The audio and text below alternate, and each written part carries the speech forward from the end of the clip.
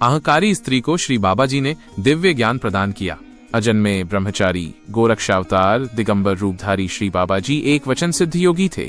उनके श्रीमुख से निकला हुआ प्रत्येक वचन सर्वदा सत्य सिद्ध होता था।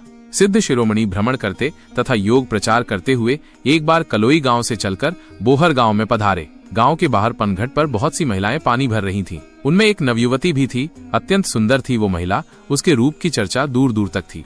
युवती का नाम पाई देवी था। साधु महात्माओं और भगवान में उसका विश्वास नहीं था। वह अपने पति को ही सब कुछ समझती थी। उसके पति का नाम चौधरी हरिसिंह था। जैसे कि ऊपर बताया जा चुका है कि श्री बाबा जी दिगंबर रूपधारी थे। वे सदैव निर्वस्त्र ही रहा करते थे। उन्हें निर्वस्त्र विचरण करते देखकर अहंकारी रूपवती पाई देवी ने अपनी दूसरी सखियों से कहा, योगी एक बावला नंगा, देखू सही कस जात विहंगा। धूल लपेटे अंग में सोई, लाज शर्म जाके न होई। ताके पाछे केती दुनिया, दौरे जात है ब्राह्मण बनिया। मति के हीने सकल पुरबासी, देखी देखी मोही आवत हांसी। ये योगी तो मुझे पागल दिखाई दे रहा है। इसकी जात पात पता नहीं है। अपने नंगे शरीर पर धूल लपेटकर घूम रहा है। नंगे होने पर भी इसको कोई शर्म लाज नहीं है। मुझे तो इसकी नग्नता देखकर ग्लानि हो रही है। नग्नता साधु का स्वरूप नहीं होता है। फिर भी इसके पीछे कितनी दुनिया चली जा रही है। लेकिन धर्मपरायण लोग अपने भाग्य की सराहना कर रहे थे कि आज हमारे कितने अहोभाग्य हैं कि हमें श्री बाबा जी के दर्शन हुए। पाई देवी कह रही थी कि ये जो इस नग्न साधु की प्रशंसा कर रहे हैं, मुझे तो लग रहा है कि इन सबकी बुद्धि ही भ्रष्ट हो गई है। मुझे तो इन सब पर हंसी आ रही है। सुनी सुनी के ये गर्वित वाणी, लगे विचारन तब गुण खानी। ये नहीं जानत मोको नारी, या को गर्व रूप को भारी। ताते करूं कछु मैं लीला, जासो जाने सब गर्दीला।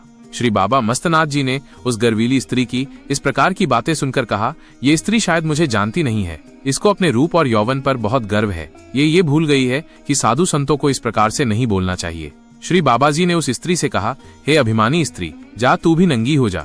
ये सुनकर पाई देवी बौखला उठी और कहने लगी, ये बाबा तो निरा पागल है। मैं ऊंचे कुल में ब्याही हुई हूँ, मैं भला ऐसी मूर्खता क्यों करूंगी। पनघट से पानी भरकर और बातें करते करते सब महिलाएं अपने अपने घरों को लौट आई। श्री बाबा जी भी अधने शिष्यों समेत अस्थल बोहर मठ में चले आए।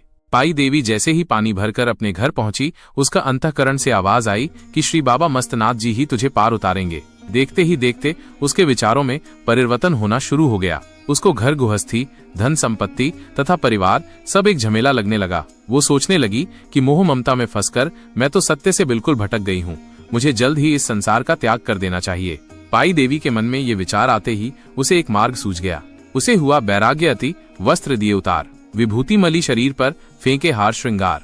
वो तुरंत रसोई घर में गई और वहां से चूल्हे की राख उठकर सारे शरीर पर मल ली, वस्त्र आभूषण उतारकर फेंक दिए और वो पूर्णतः निर्वस्त्र हो गई। घर के आंगन में वो आंखें बंद करके बैठ गई और शिव गोरक्ष का जाप करने लगी। कभी वो ध्यान में बैठ जाती तो कभी वन की तरफ भागने लगती। हरिसिंह किसी कार्यवश बाहर गया हुआ था, लेकिन गांव के लोगों ने जब उसे ये समाचार दिया तो वह स्तब्ध रह गया। वो तुरंत ही अपने घर पहुंचा। उसने देखा पाई देवी निर्वस्त्र विभूति रमाए शिव गोरक्ष मंत्र का जाप कर रही है। सबसे पहले उसने पाई देवी के नग्न शरीर को वस्त्रों से ढक दिया, परंतु पाई देवी ने कोई भी वस्त्र स्वीकार नहीं किया। हरिसिंह में क्रोधित होकर उसे एक कमरे में बंद कर दिया। प्रभु भजन में तीन स्त्री को किसी भी दंड का कोई असर नहीं हुआ। वास्तव में पाई देवी अब रूप यौवन के गर्व से दूर हो चुकी थी। उसके समस्त विषय विकार दग्ध हो चुके थे। उसने आत्मज्ञान को पहचान लिया था। अब वो पूर्ण रूप से योगिनी बन चुकी थी। हरिसिंह ने उसे बहुत समझाया और कहने लगा, रूप बनाया कौन सा कारण कैसा होए, सत्य सत्य मोसो कहो, लाज दई क्यों खोए।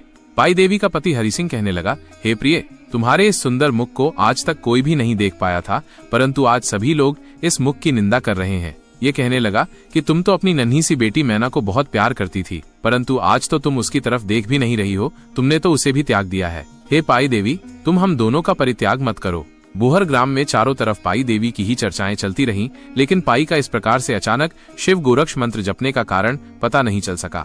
हरिसिंह सब प्रयत्न करके थक चुका था। सब कुछ उसकी समझ से बाहर था। कुछ दिनों के पश्चात पाई देवी की सखियों ने हरिसिंह को बताया कि एक दिन तुम्हारी पत्नी हमारे साथ पानी भरने के लिए पनघट पर गई थी। उसी समय वहां सिद्ध योगी श्री बाबा मस्तनाथ जी अपने शिष्यों समेत भ्रमण करते करते आ पहुंचे। वो दिगंबर रूप में थे। श्री बाबा जी को नग्न अवस्था में देखकर पाई जोर जोर हंसने लगी और उनको कितने ही निंदक वचन सुनाने लगी। इस प्रकार निंदक वचन सुनकर श्री बाबा जी ने इसको स्पष्ट कह दिया कि जा तू भी नंगी हो जा।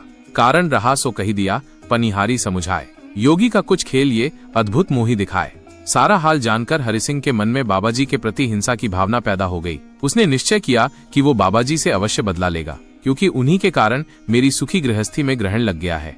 एक दिन अवसर पाकर हरि सिंह ने शस्त्र उठाए और बाबा जी की हत्या करने के विचार से उनके धूने की ओर चल पड़ा। योगाश्रम में देवालय तालाब था।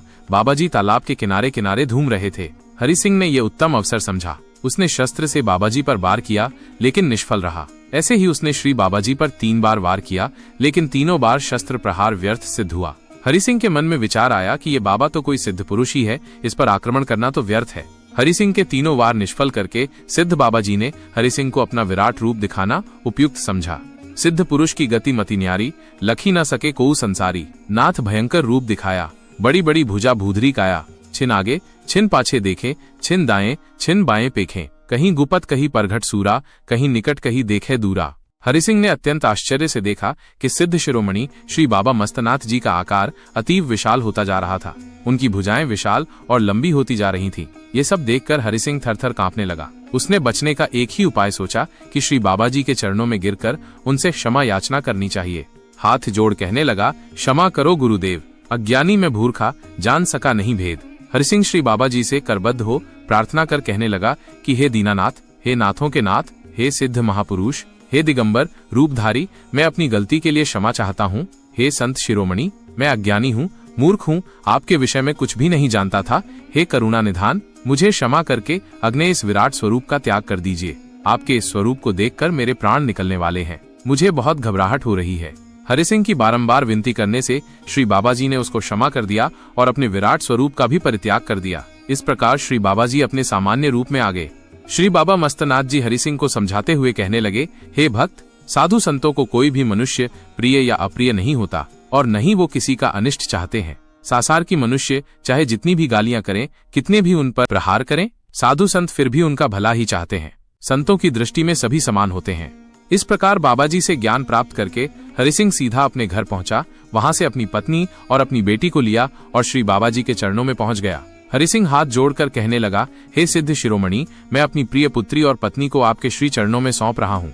हे पुभ, आपके ज्ञानोपदेश से मेरा अज्ञान दूर हो गया है, मेरा अहंकार मोह क्रोध सब दूर हो गया है। हे दया निधान, आप इन दोनों को ज्ञानोपदेश देकर इन पर कृपा कीजिए। सिद्ध बाबा जी ने उन दानों पर कृपा करके अनुग्रहित किया। मैना पाई छोड़ के लेकर आशीर्वाद। हरि सिंह घर को गया, पूर्ण हुई मुराद। शुभ मुहूर्त देखकर बाबा जी ने उन्हें नाथ संप्रदाय में दीक्षित कर उन्हें दर्शनी योगिनी बनाया। पाई का नाम पाईनाथ तथा मैना का नाम मैनानाथ रखा। गुरु की आज्ञा ले परवीनी, खड़ी तपस्या कुछ दिन कीकनी। तरुण अवस्था गोरे गाता, रही प्रसिद्ध अवधूतिनी माता। इस प्रकार से उन दोनों ने श्री गुरु कृपा से खड़ी तपस्या की और परम पद को प्राप्त हुई। उन दोनों का यश पूरे हरियाणा राज्य में फैल गया। अद्भुत लीला बाबा की है, पवित्र पहचान। गुरु प्रताप वर्णन करी, बुद्धि अपनी अनुमान।